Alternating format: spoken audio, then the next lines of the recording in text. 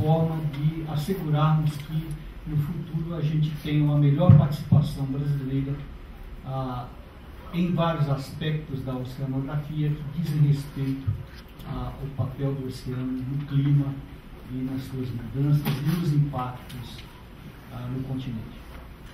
Eu vou começar então, meu primeiro slide, aqui, esse slide de abertura, eu coloquei uma imagem que possivelmente, dificilmente vocês saberiam dizer de onde é. E a razão de eu ter colocado isso é porque vocês conseguem ver um montão de nuvens neste slide. E ao final eu digo de onde é e por que eu coloquei esta figura. Bom, o roteiro da minha apresentação vai ser mais ou menos baseado no que aí está. Este slide primeiro que vocês viram, essa figura, perdão, é uma figura que de certa forma resume toda a minha palestra.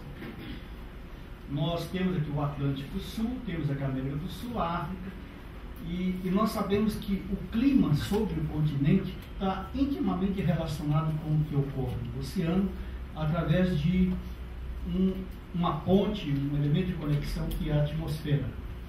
E existe naturalmente um feedback do oceano, do continente para o oceano, através de rios, e de certa forma nós vamos abordar isso também. Então, basicamente, o que nós vamos falar é, vamos começar falando do ciclo hidrológico, vamos falar alguma coisa sobre a conexão entre o oceano tropical e o continente.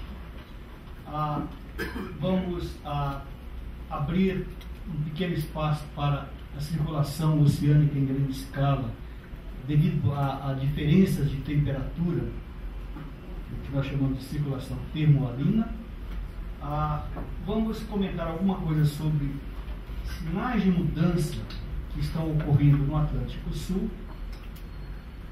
os impactos dessas mudanças no clima em escala regional, ou seja, no continente e em algumas regiões mais restritas do continente ou da área oceânica adjacente.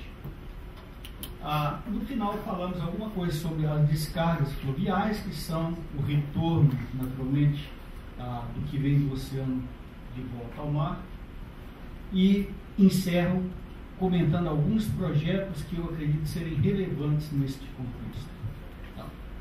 Ao longo da apresentação, naturalmente eu vou ter que desviar aqui e acolá dessa linha mestra, mas no fundo, esta é a ideia, é tentar mostrar que existe uma conexão importante entre o oceano e o continente, e no qual desempenha um papel importante a circulação da atmosfera.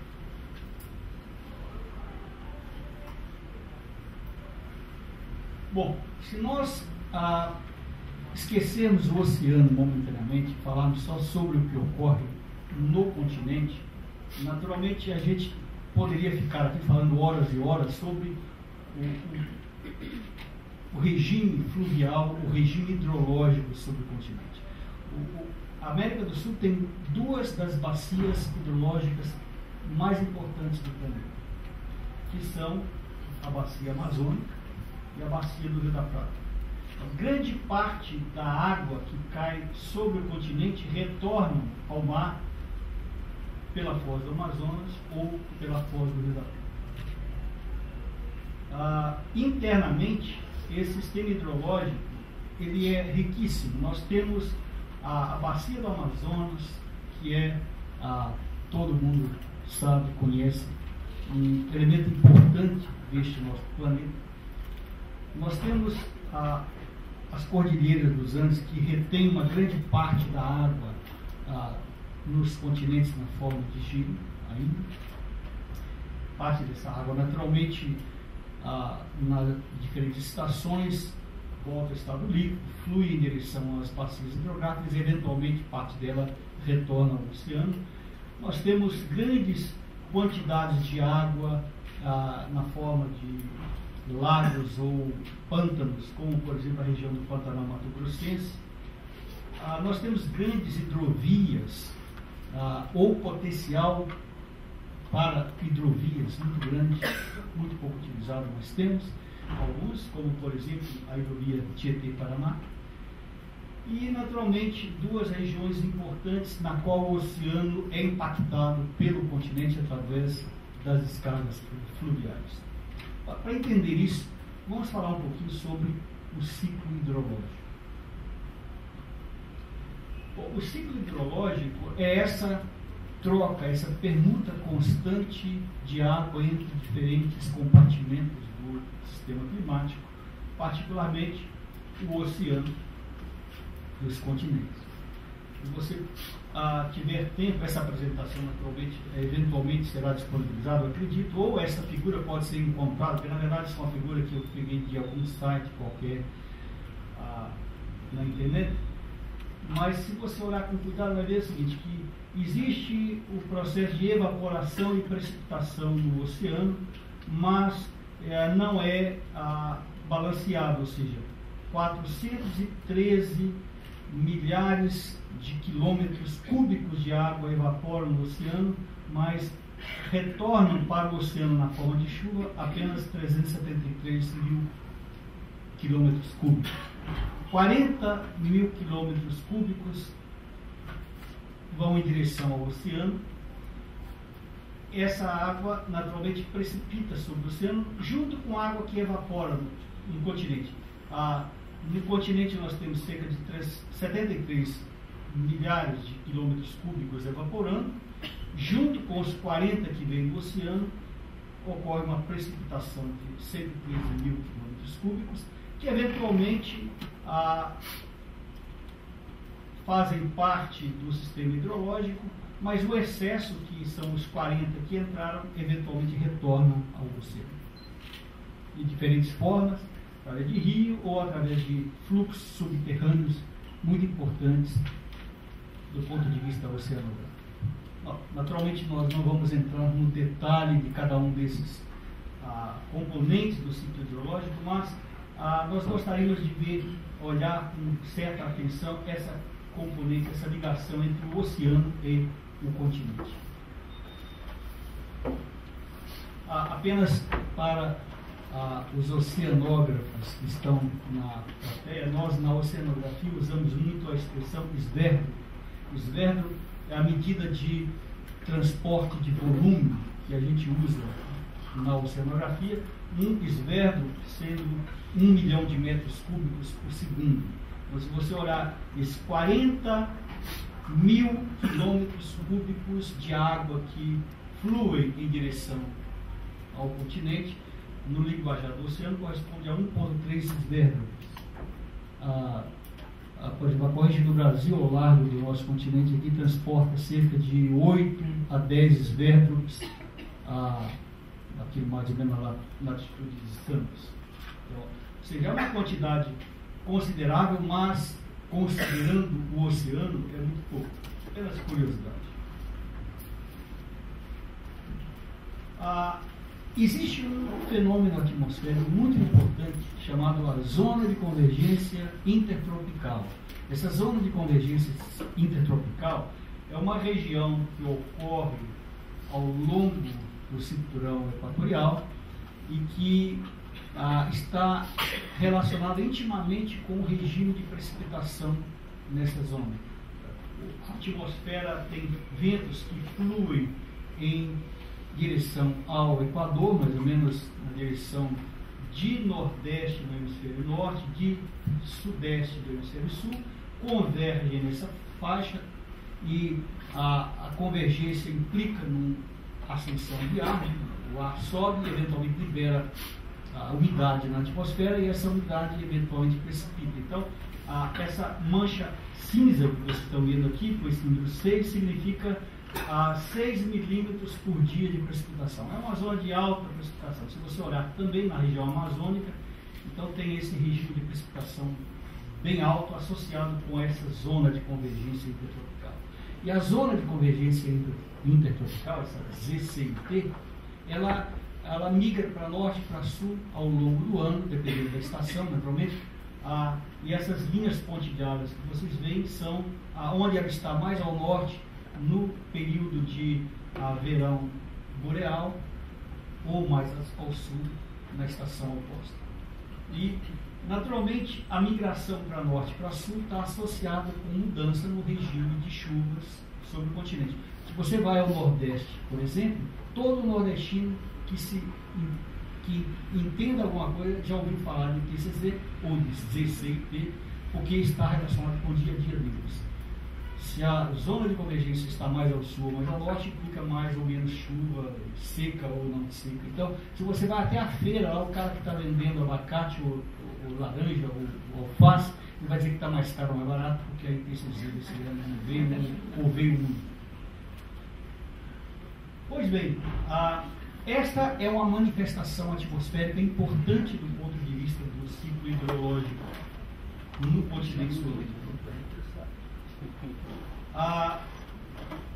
Outros fenômenos também que ocorrem no Atlântico Sul, que estão relacionados com o sistema climático na faixa equatorial, são os chamados modos de variabilidade natural do Atlântico tropical. Ou seja, as coisas não são estáticas, elas variam ao longo do tempo e existem modos de variabilidade entre anos, ou seja, em alguns poucos anos as coisas mudam, ou ao longo de décadas. Então nós temos variabilidades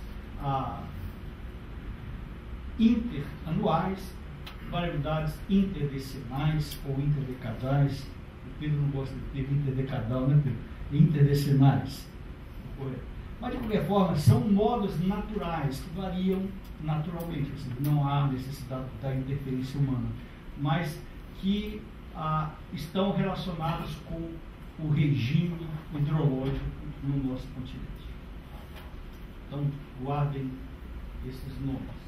Nós temos o modo gradiente ou modo meridional, que é um modo de variabilidade associado com o gradiente de temperatura na direção norte e sul aqui na região equatorial, ou tropical, e o chamado modo equatorial ou língua fria, que é um modo similar ao El Niño do Pacífico, a gente costuma chamar também de El Niño do Atlântico. Então, esses dois modos são os modos de variabilidade naturais predominantes no Atlântico tropical. Se a gente tenta entender a relação entre o oceano e o regime de precipitação, tem vários estudos, tem várias conclusões. Eu vou apenas apontar para um pequeno detalhe aqui, que é a relação que há entre o Pacífico e o Atlântico no regime de precipitação na América do Sul. A gente sabe, a gente ouviu falar demais, que o El Niño é importante, o El Niño está relacionado com chuva, com seca, etc, etc, mas muito pouco sabemos a respeito da relação, muito pouco se fala da relação entre o Atlântico e o regime hidrológico. Nessa figura aqui, olha, o que você pode ver é o seguinte, é uma tentativa de mostrar a correlação entre o índice de variabilidade desse modo meridional aqui, chamado modo de polo também, e o regime de precipitação. Então, notem que há uma anticorrelação bastante evidente. No período em que o índice do modo meridional é positivo, existe um déficit de precipitação. Quando esse índice é negativo, existe um superávit, um excesso. Então, há, de fato, uma relação muito importante entre o chamado modo meridional do Atlântico e o regime hidrológico, não só na América do Sul, no Brasil, mas também na África.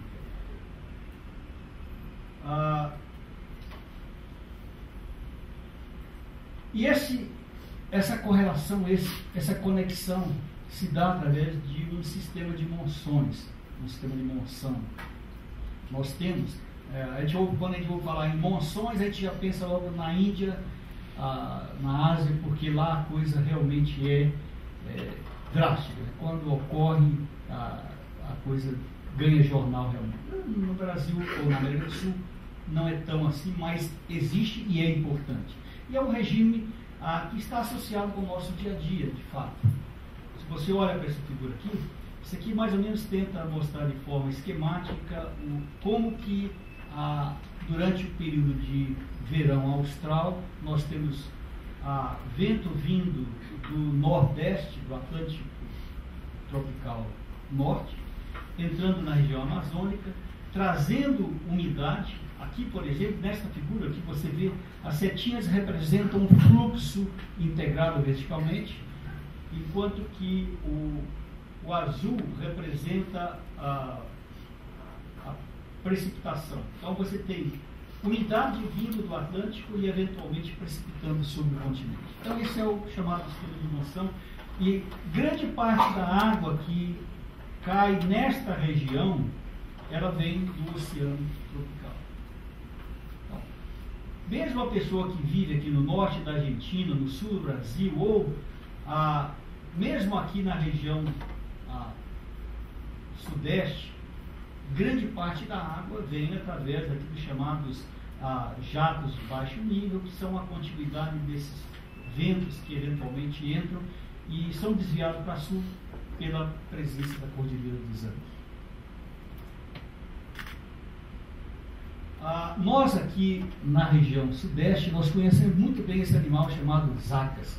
Todo verão, quando esse troço ocorre, é um desastre, porque você vai para a praia e de repente fica uma semana chovendo e você tem que usar às vezes até agasalho, porque a temperatura cai muito, devido a essa cobertura de nuvens que às vezes permanece por até uma semana ou mais. Essa zona de convergência do Atlântico Sul, você pode ver aqui através ou dessa nebulosidade que se estende desde a Amazônia até adentrando aqui no Atlântico subtropical sul, e que deixa uma faixa de precipitação bastante intensa. Esse animal, naturalmente, ele é formado por processos relacionados com o sistema de monções e que tem grande parte da sua umidade vindo do Oceano Atlântico.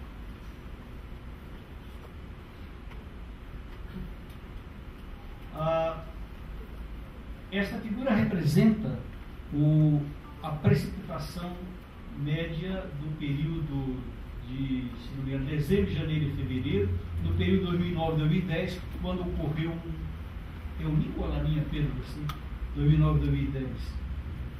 Acho que foi El Niño, né? Exato, foi um El Niño. E aí, olha, esse marrom aqui significa déficit de precipitação. Houve um déficit de precipitação, de chuva muito intensa aqui, um certo chuva acima da média na região sul da América do Sul. E se você olha para a temperatura da superfície do mar, isso aqui são anomalias da temperatura da superfície do mar, vê-se claramente que o Pacífico está muito mais quente do que o normal e o Atlântico nem tanto. E eu estou mostrando isso porque eu vou chamar a atenção para um detalhe. Desde 82, quando ocorreu um El Niño bastante intenso e que causou uma série de acidentes pelo mundo afora, o ser humano ou o homem decidiu estudar um pouco melhor esse fenômeno chamado El Niño, e desde então nós temos sistemas de monitoramento, nós temos grupos importantes desenvolvendo trabalho de pesquisa nesse assunto, e ao final da década passada, ao final da década do século passado, do milênio passado, agora 2000, a gente tinha quase certeza de que o El Niño era o responsável pela seca do Nordeste ou responsável por chuvas torrenciais no sul da América do Sul. Então, a gente acabou criando essa relação. Por exemplo, aqui, esse texto eu tirei de um artigo que está dizendo assim, olha, esse padrão é comum durante períodos de El Niño. Eu introduzi alguns, porque na verdade, estudos mais recentes, que tenho orgulho de dizer que faço parte como cientista, uma publicação aqui feita por uma pós-doc sob minha orientação, a Regina Rodrigues, em colaboração com colegas da Holanda, a gente mostra que na verdade o El Niño não é um cara que tem uma só cara, ele não é uma coisa que tem um gosto apenas, um sabor apenas. O El Niño tem diferentes sabores. Ele pode ser, eu não sei se eu colei dois, não, Existem El Niños durante os quais você tem um excesso de precipitação no nordeste do Brasil e existem El Niños quando você tem seca no nordeste. O El Niño em que você tem déficit de precipitação, aqui, por exemplo, o azul representa que choveu menos do que a média.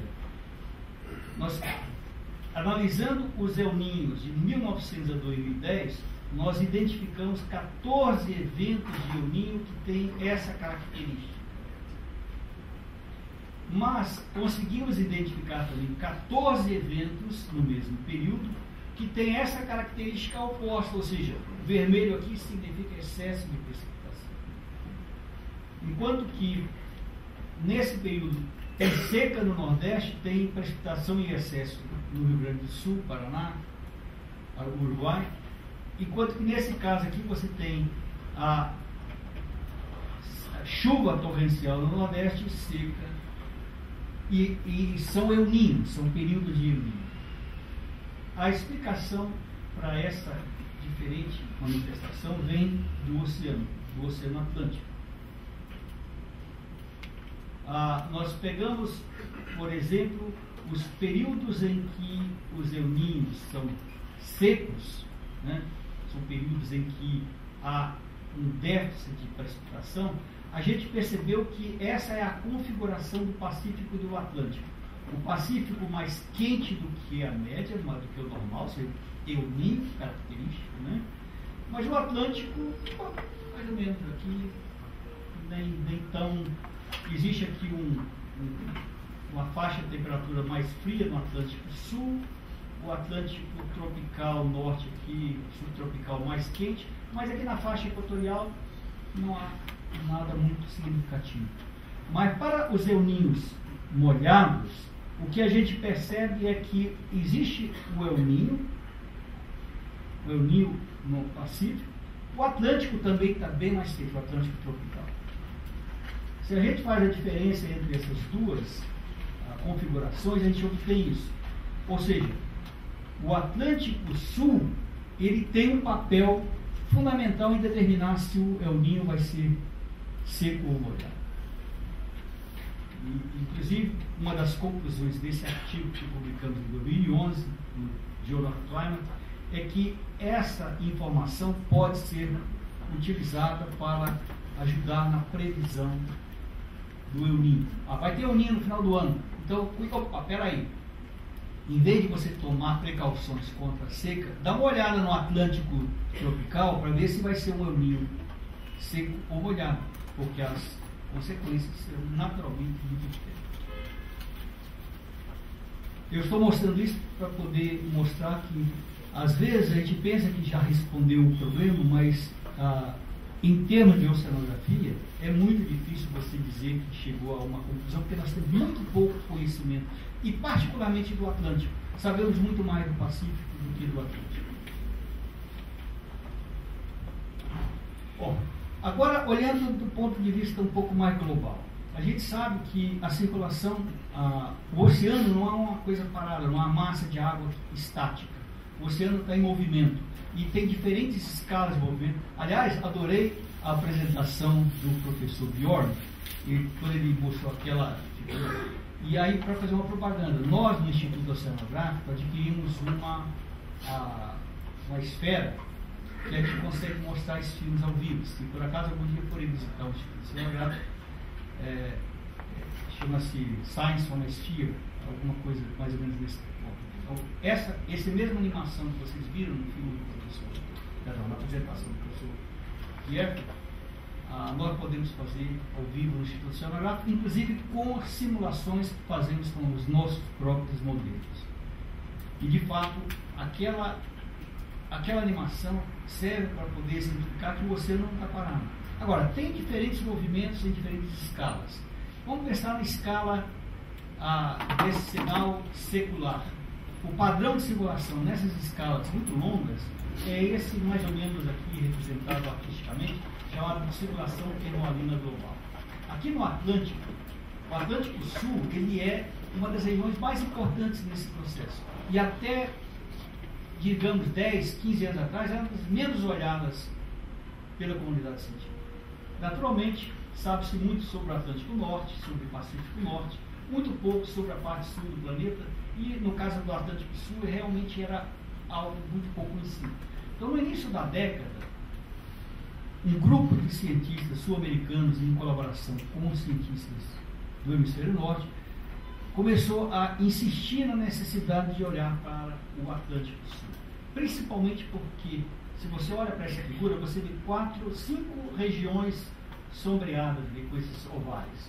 Tem o Atlântico Norte, onde existe uma convecção profunda, onde se forma a água profunda do Atlântico Norte, que flui em direção a sul. E você tem aqui a região da passagem do Drake, a confluência Brasil-Malvinas. Você tem aqui a região da retroflexão da corrente das agulhas. Tem o mar de Weddell, onde a água também afunda, formando a água antártica de fundo. E tem aqui a chamada bifurcação da corrente sul equatorial, ao largo aqui da costa nordeste brasileira. Esses 4 pontos aqui são vitais nesse processo, nessa máquina climática. Quaisquer mudanças, quaisquer pequenas variações nos processos que ocorrem nesses pontos aqui, vão eventualmente se refletir em mudanças no clima em todo o globo. Pois bem, nesses últimos 15 anos, essa região do planeta passou a receber um pouco mais de importância da comunidade internacional, nem tanto da comunidade científica brasileira, infelizmente.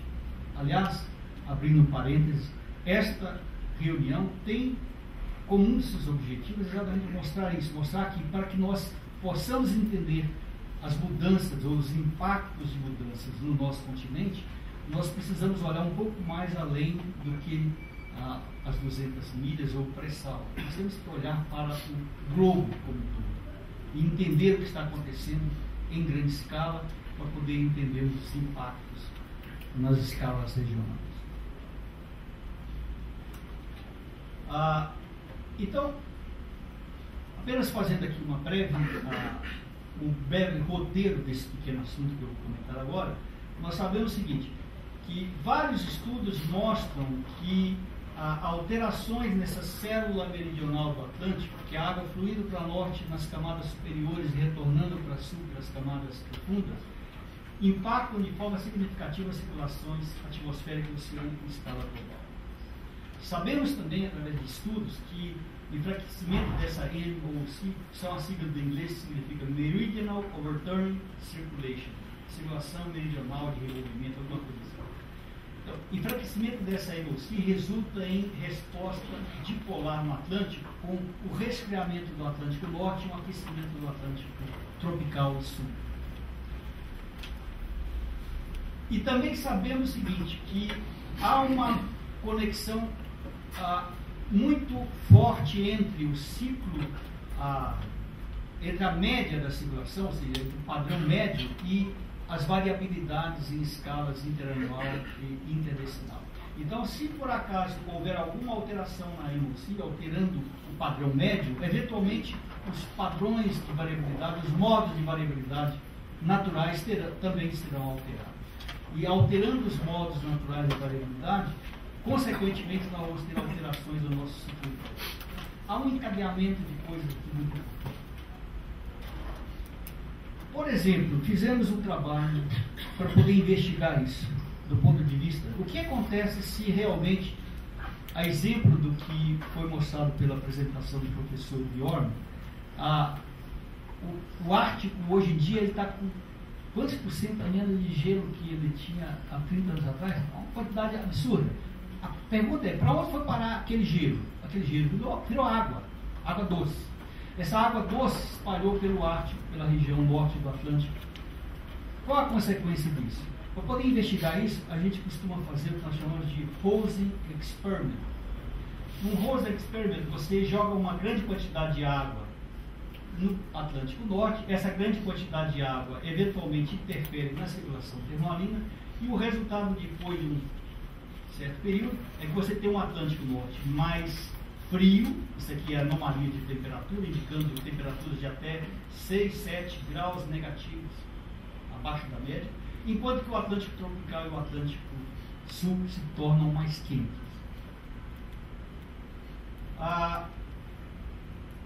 Em termos de variabilidade da atmosfera, você tem um deslocamento da ITCZ para sul, principalmente no período de junho, julho e agosto, aumentando a precipitação na faixa equatorial. Ou seja, se você olha aqui a região nordeste se torna, passa a receber mais chuva na média, na eventualidade de um degelo do Ártico. São consequências. E a gente, se parar para pensar em termos de isso pode acontecer, isso já aconteceu, de fato, existem estudos que mostram que há 20 mil anos atrás a circulação termomarina era menos intensa, associado com o período de glaciação. Então, isso já aconteceu. E estudos atuais indicam que está acontecendo algo similar, ou pelo menos diferente, mas uma alteração. Na região da corrente das agulhas, essa corrente que tem aqui do lado leste da África, que eventualmente sofre um processo chamado de retroflexão, retorna para leste e libera uma grande quantidade de água para o Atlântico. Estudos recentes, estudos nos últimos 10 anos mostram que isso não é uma coisa fixa, isso varia. Por exemplo, esse trabalho publicado na Nature em 2004 mostra que na última glaciação houve um fechamento dessa passagem. Um outro estudo também publicado na Nature mais recentemente, em 2009, mostra que atualmente, nos últimos 50 anos, está havendo um aumento dessa passagem. Você está havendo uma alteração ao contrário. Você está havendo um aumento no fluxo de água do Índico, e essas águas do Índico eventualmente chegam até o Atlântico Equatorial. Então, na tentativa de entender isso, fizemos outro trabalho, uma outra publicação, no Climate Dynamics, em 2011, no qual a gente tenta entender o que acontece quando a gente induz uma anomalia nesta região. Essa anomalia se espalha pelo Atlântico Sul. Isso aqui são figuras mostrando a temperatura na termoclina oceânica após um grande período de tempo, depois de se introduzir uma anomalia nesse ponto. Na verdade, 80 anos desse tipo. O que a gente vê é o seguinte: o Atlântico Sul e o Atlântico Equatorial, na região da termoclina, completamente alterado devido a essa alteração nas agulhas. Na verdade, em 10 anos, essa anomalia chega daqui até aqui, mas eventualmente, se você continua com a anomalia, você vai alterando toda a circulação. Um outro estudo também publicado na Nature em 2011 mostra que o Atlântico tropical, as regiões mais profundas, impactam a circulação atmosférica de forma considerável. Ou seja, há uma conexão entre o oceano e a atmosfera. Via de regra, a gente está acostumado a pensar que a atmosfera altera o oceano na região equatorial. Mas existe feedback, o oceano também faz efeito na atmosfera. Um outro aspecto importante que a gente tem que considerar são as coisas um pouco mais regionais. Por exemplo, se você ouvir falar da palavra furacão, furacão é um bicho que só acontece se a temperatura da superfície do mar estivesse acima de 26 graus e meio. Isso é naturalmente porque o oceano é a fonte de energia que alimenta um furacão. Nós temos na região aqui da América do Sul a formação muito frequente desses fenômenos chamados ciclones extratropicais, que se formam naturalmente. E eles, quando chegam no oceano, via de regra, encontram a temperatura inferior a 26 graus e eles morrem. Em 2004, ocorreu uma coisa estranha, porque pela primeira vez tem-se registro da ocorrência de um furacão no Atlântico Sul. Bom, eu não tenho tempo de poder listar um por um aqui, mas aqui a gente costuma esquecer, mas teve um prejuízo, um baita prejuízo em termos de Brasil, inclusive com 4 mortes e 7 desaparecidos. Eu não sei se foi encontrado eventualmente, possivelmente não. E com vários desastres. E o que significa isso? Esse indivíduo aconteceu porque, de alguma forma, a temperatura do mar estava muito acima da média naquele momento. Os estudos que nós estamos realizando no oceanográfico atualmente, no Instituto Oceanográfico, mostram que nos últimos 50 anos, a temperatura média nessa região onde se formou Catarina tem aumentado. Então, a temperatura média dessa região vem aumentando ao longo do tempo. Pergunta: teremos a possibilidade de ocorrência de novas Catarinas no futuro? A resposta é possivelmente.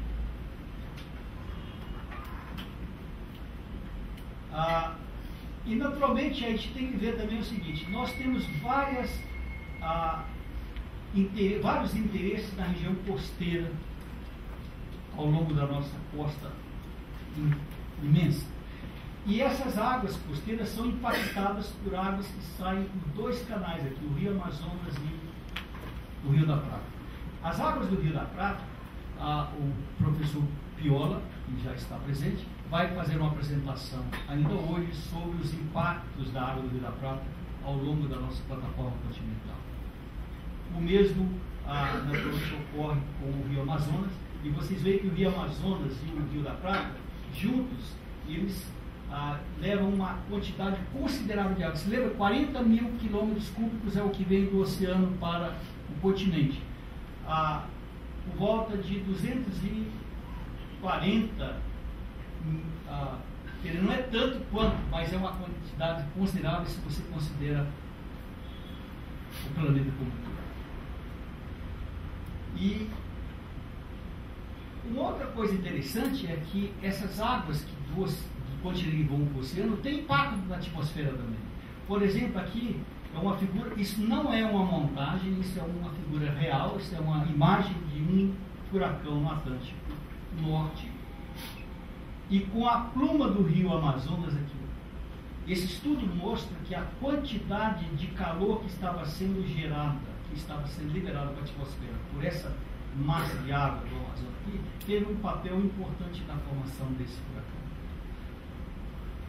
Normalmente, as águas do rio, por serem mais leves e menos sal, elas permanecem na superfície, formam uma camada barreira e evita a mistura vertical, permitindo o aquecimento, o superaquecimento da água na superfície,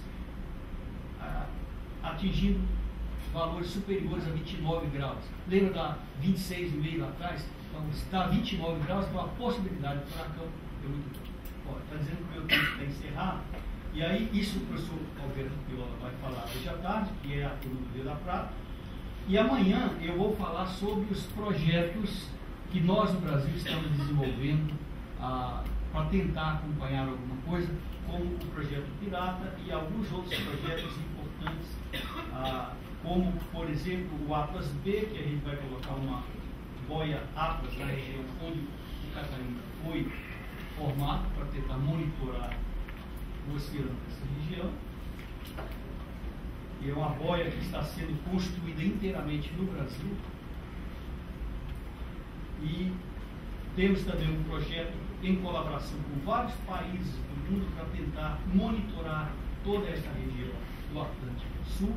Nós, no Brasil, em colaboração com o colega da Argentina, vamos tomar conta dessa parte do oceano. Amanhã eu vou falar um pouco mais sobre isso. E acredito que, eu não sei se o professor Piola vai falar, mas ele é o líder desse projeto que tenta entender uma série de processos que ocorrem nesta região, principalmente as interações entre o Oceano Profundo e a plataforma continental, desde a Patagônia até Cabo Frio. E eu paro aqui para que o Trude me tome o microfone.